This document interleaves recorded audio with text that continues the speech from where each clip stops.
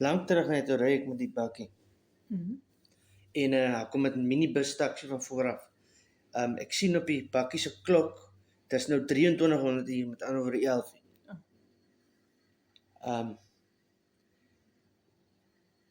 Toe kom die minibus van vooraf en ek sien sy nommerplaat is iets soos CA 230230. Né? En dit was 11 uur die aand, 2300 uur.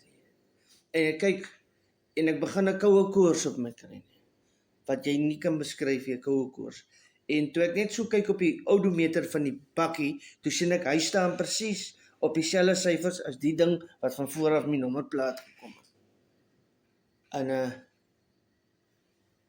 En ek sien toe maar, en die koue koors gaan toe oor, maar ek dink vir myself, hoe die hel is dit moontlik?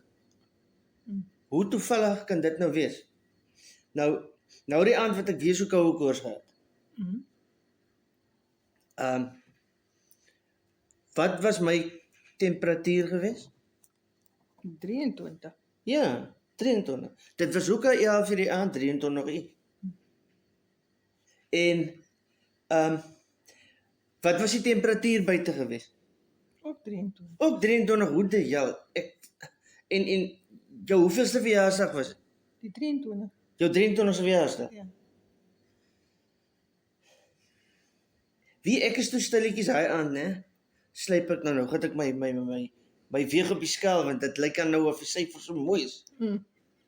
Klim op die skaal, 83. Maak my banking app oop. Hoeveel geld is in my bank? Hoeveel was daar in? Minus 83. En ek besluit toe, dis nou hoekom tyd dat ek my suiker moet weeg. Goed van. Ek sê, ek gaan nie. Ek gaan wag tot môreoggend 3 uur.